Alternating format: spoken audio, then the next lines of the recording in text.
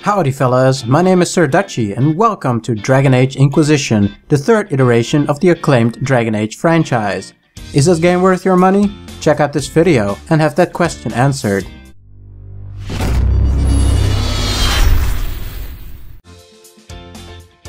Story. The game starts 1 year after the events of Dragon Age 2. Orlais is undergoing a civil war threatening the stability of southern Thedas. The Circle of Magi have rebelled against the oppressive Templars in a bid for independence, leading to an all-out war. In a last-ditch effort for peace, Divine Justinia V has orchestrated the Divine Conclave, a peace summit between the ambassadors of the Templars and the rebel mages for the purpose of negotiating a peaceful compromise. A massive explosion kills the attendants of the Conclave and creates a massive tear in the veil, called the Breach, allowing demons to invade Thedas unchecked. The player protagonist is the sole survivor of the explosion and wielder of the Anchor, a magical mark that bestows control over the Breach and Fate Rifts. The player's ability to seal the Fate Rifts leaves many to believe the player to be a messiah, specifically the Herald of Andraste. You are inducted into the Reborn Inquisition, an independent organization sanctioned by the late Divine Justinia to restore order should Thedas erupt into chaos, and you eventually become its Inquisitor. Graphics. The graphics of Dragon Age Inquisition are nothing short of fantastic. The game looks phenomenally well done and detailed, rich with impressive locations filled with lush forests and barren yet eye-catching deserts. Even the cold environments look properly engrossing, undoubtedly lowering your own body temperature while admiring the sights. Character animations are good, and the character creator does an adequate job of giving you the tools to shape or form your character however which way you please. Whether you opt to create a fearless human slayer of dragons or a deadly elf equipped with daggers out for nothing else but the tears of fallen enemies. Environment effects are really well done too, with footprints staying in the thick snow or far-reaching sands. Seeing the foliage sway with the winds or when walking through it is a true visual delight, and these graphics are without a doubt the pinnacle of graphics within the Dragon Age franchise. Arguably rivaled only by the graphics from Witcher 3, but even then Dragon Age manages to stand on its own with its unique, creative and diverse surroundings. And of course there's no shortage of dungeon-type environments, such as caves and long-forgotten ruins. Aside from all this, the game features beautiful cinematics and surprisingly flashy and impressive spell effects when in combat. Gameplay. In the game you have the freedom to walk around across largely unrestricted maps filled with detail, quests, encampments, animals, hostile enemies, and NPCs. Dragon Age Inquisition features a staggering amount of side quests and other objectives to complete aside from the main quest, and leaves the player with the freedom to tackle whatever objectives he or she desires to do with no restrictions. This makes the game perfect to just casually and leisurely enjoy the surroundings and perform quests at your own pace. Littered throughout the maps are materials you can pick up and use in a variety of different crafting possibilities and make room for a great amount of collecting and other busy work. Items such as herbs and ores are most commonly found, but there's also plenty of treasure chests to be found that can potentially be filled with helpful gear to equip and aid you in your journeys.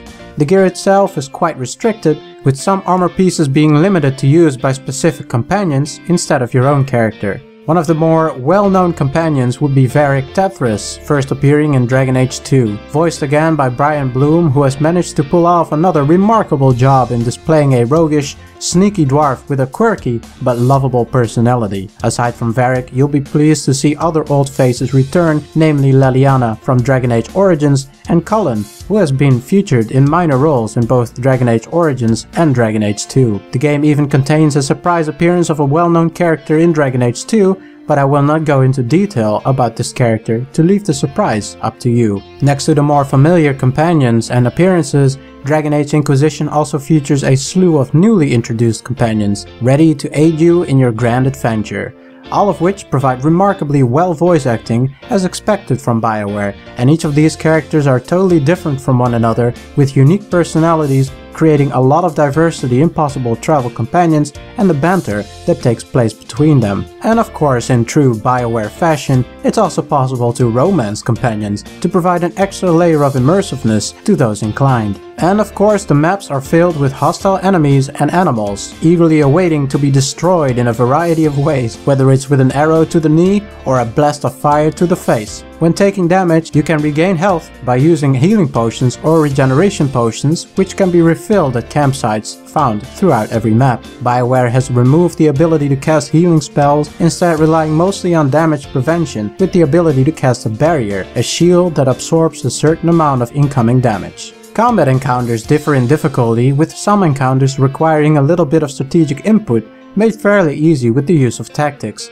a game mechanic that provides a bit more oversight into combat scenarios with the possibility to direct individual party members and assign them skills they will have to use on specific targeted enemies. It's also possible to assign predetermined behavioral patterns for each individual party member, automating the combat process of individual companions, and gives you great room to focus mostly on fights without having to worry too much about what your party members are doing during intense battles. It is, however, not necessary to rely heavily on the tactics system throughout most fights, but it can be helpful in the bigger and more complex encounters. Last but not least, to generally advance in most of the main story, you have to complete a certain number of side quests, which grant next to experience also influence and power points. Influence is a separate experience bar that grants progress towards the Inquisition itself, granting Inquisition perks, quite handy bonuses that can aid during your adventure. Power points are needed to unlock most new missions within the main storyline to advance further. Classes.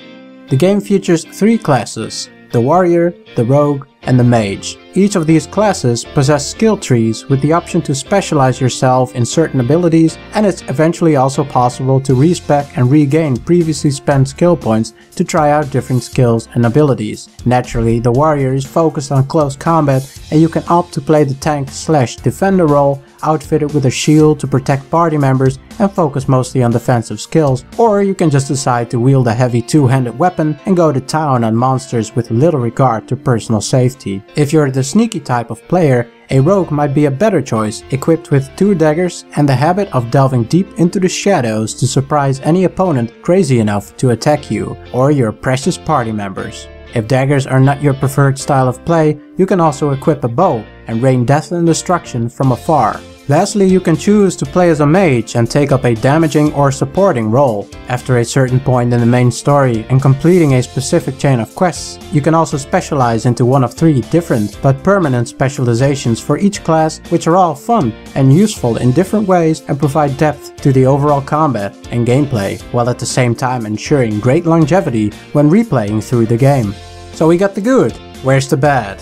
Even though the game features a great deal of things to do, most of these side quests are very minor and bland, serving as filler more than anything. Since most areas are large and filled with these quests, the defining experience is feeling a bit lackluster, and personally the game eventually started to feel more like a single-player MMO game rather than a truly engrossing single-player RPG title.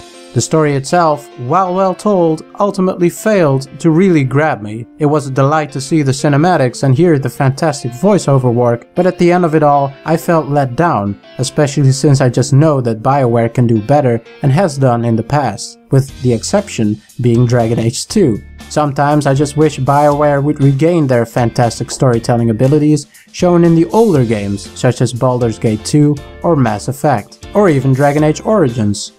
Overall score. Great length. The game contains many hours of gameplay filled with exploration and combat. Fantastic voice acting. The voice acting cast once again pulls off fantastic performances, really bringing the characters alive. Beautiful graphics. The game sports absolutely stunning environments and detailed effects. Fun companions. The companions do an amazing job of making you feel like you undertake a grand journey and have friends to back you up in hard times. Immersive soundtrack. The soundtrack captures the mood of the different locations perfectly and makes it a true joy to travel around in the world. Mediocre AI. Even though the companions do a great job of bringing livelihood to your journeys because of the voice acting, they can sometimes really make things much harder than they need to be due to inefficient AI. Lackluster quests.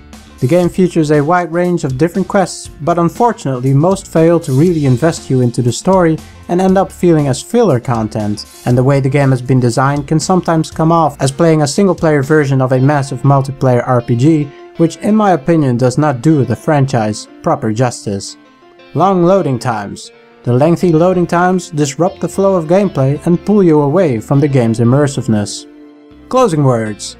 I'm a really big fan of the Dragon Age franchise. I love the world, I love the lore, the characters and the general atmosphere. That being said, I wished for more in Inquisition, even more so after the fairly disappointing Dragon Age 2. I've enjoyed playing the game greatly and have spent a substantial amount of hours in the game, but I eventually felt a bit unsatisfied. Still, it's one game to play at least once, simply to experience the great production values and the wonderful world that Bioware has created. Is it worth it? Yes, absolutely yes. It's an amazing game that should not be missed out on, despite its arguably small shortcomings. Thanks for watching, my name is SirDutchie, and if you've enjoyed this video and wish to discuss it, be sure to drop a comment and otherwise just straight up destroy the like button or even subscribe to provide support in growing this channel. I wish you, as usual, a fantastic dragon-free day.